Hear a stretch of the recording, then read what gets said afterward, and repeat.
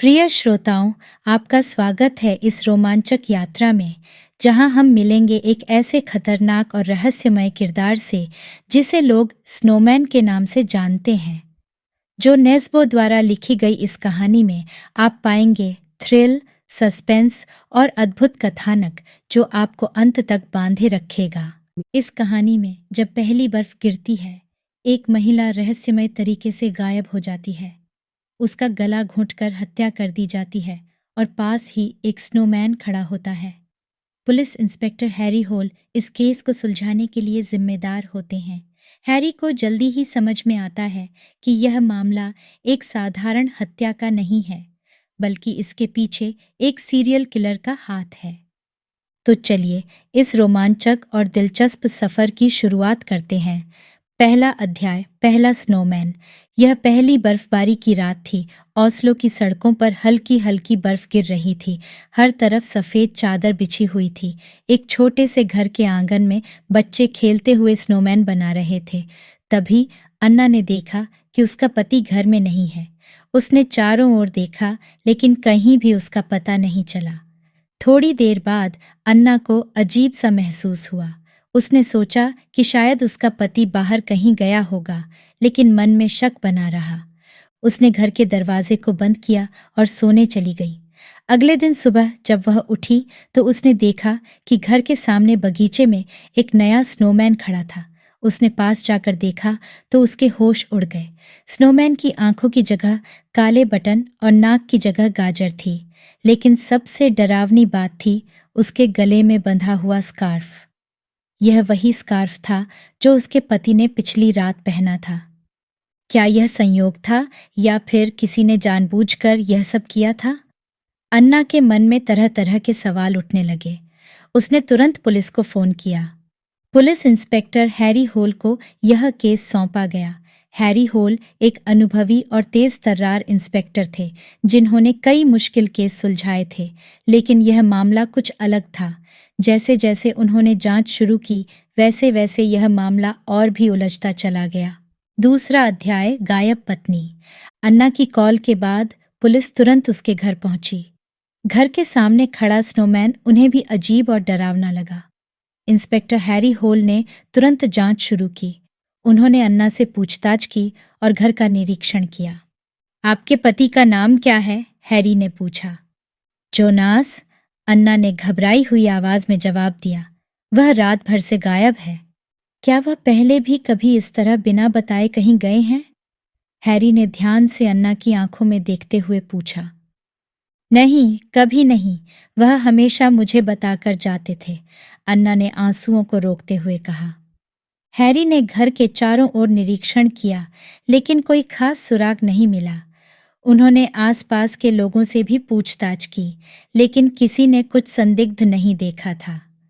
Harry ने Jonas के office से संपर्क किया, लेकिन वहां से भी कोई मदद नहीं मिली। इस बीच पुलिस टीम ने स्नोमैन का भी बारीकी से निरीक्षण किया। हैरी को स्नोमैन के गले में बंधा हुआ स्कार्फ बेहद अजीब लगा। उन्होंने उसे ध्यान से देखा और पाया कि उस पर खून के धब्बे थे।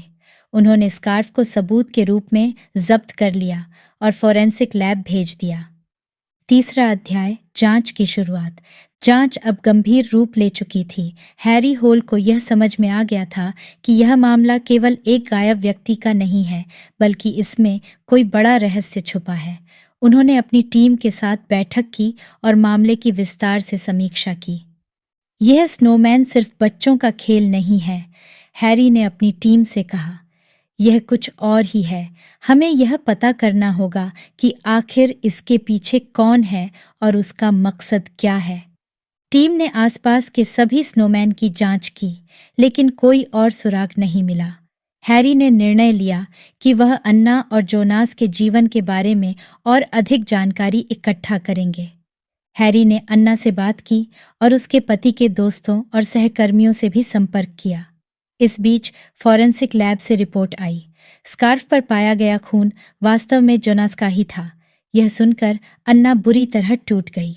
चौथा अध्याय, संदिग्धों की सूची। जांच आगे बढ़ी और हैरी होल ने अपनी टीम के साथ मिलकर संदिग्धों की एक सूची तैयार की। उन्होंने जोनास के सभी जान पहचान वालों से पूछताछ शुरू की। पहला संदिग्ध था जोनास का करीबी दोस्त मिकेल। मिकेल और जोनास एक ही ऑफिस में काम करते थे और उनके बीच कई बार बहस भी हो चुकी थी। मिकेल ने बताया कि जोनास एक सीधा साधा इंसान था और उसकी किसी से दुश्मनी नहीं थी। दूसरा संदिग्ध था अन्ना का पूर्व प्रेमी टोमास। टोमास और अन्ना का रिश्ता काफी समय पहले खत्म हो चुका था, लेकिन टोमास अब भी अन्ना से संपर्क में था। टोमास ने भी खुद को निर्दोष बताया और कहा कि वह उस रात कहीं और था। जांच अब और भी जटिल हो चुकी थी। हैरी होल को समझ में नहीं आ रहा था कि आखिर इस केस का सच क्या है। 5वां अध्याय, पुराने राज। जैसे जैसे जांच आगे बढ़ी, हैरी को कुछ पुराने राज पता चले। अन्ना और जोनास की शादीशुदा जिंदगी में कुछ परेशानियां थीं, जिनके बारे में अन्ना ने पहले नहीं बताया था। हैरी ने अन्ना से फिर से बात की और उसे सच्चाई बताने के लिए कहा।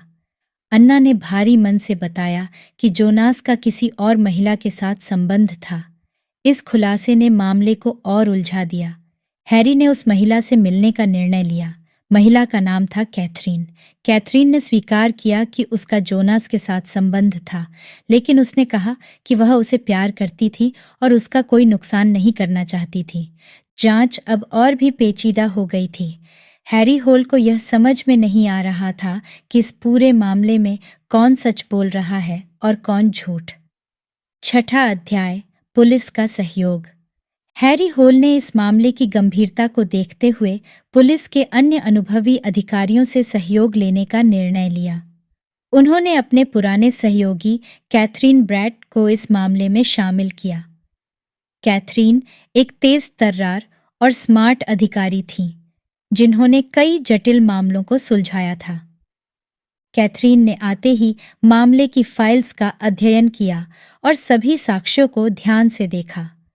उन्होंने तुरंत ही कई सवाल पूछे और कुछ नई दिशाओं में जांच शुरू की। हमारे पास स्नोमैन का क्या सुराग है? कैथरीन ने हैरी से पूछा। बस ये स्कार्फ जिस पर खून के धब्बे मिले हैं, हैरी ने जवाब दिया। हमें यह समझना होगा कि स्नोमैन का मतलब क्या है और वह क्या संदेश देना चाहता है, कैथरीन ने कहा। 7वां अध्याय, स्नोमैन का संदेश।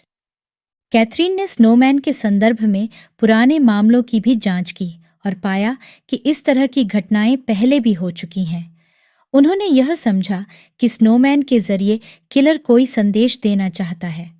उन्होंने एक नक्शा तैयार किया और उन सभी स्थानों को चिन्हित किया जहां स्नोमैन पाया गया था। यह देखकर हैरी और कैथरीन को कुछ पैटर्न नजर आया। यह साफ था कि किलर अपने संदेशों के जरिए कुछ विशेष स्थानों को चिन्हित कर रहा था। 8वां अध्याय, खतरे का सामना। जैसे जैसे जांच आगे बढ़ी, हैरी और कैथरीन को यह समझ में आया कि किलर बेहद चालाक और योजनाबद्ध है। उन्हें यह भी पता चला कि अगले स्नोमैन का शिकार कौन हो सकता है। हैरी और कैथरीन ने उस संभावित शिकार की सुरक्षा बढ़ा दी और अपने जाल को और सख्त कर दिया, लेकिन किलर ने भी अपनी चालें तेज कर दी। 9वां अध्याय, अप्रत्याशित मोड़। एक रात जब हैरी और कैथरीन स्नोमैन के अगले कदम का इंतजार कर रहे थे, तभी उन्हें एक अप्रत्याशित फोन कॉल आई। फोन पर एक अज्ञात आवाज थी जिसने कहा, तुम लोग कभी मुझे पकड़ नहीं पाओगे, मैं हमेशा एक कदम आगे रहूंगा। यह सुनकर हैरी और कैथरीन हैरान रह गए। उन्होंने तुरंत उस कॉल का पता लगाने की कोशिश की, लेकिन कॉल ट्रेस नहीं हो सका। 10वां अध्याय, सच का खुलासा। जांच के इस मोड़ पर हैरी और कैथरीन को कुछ महत्वपूर्ण सुराग मिले।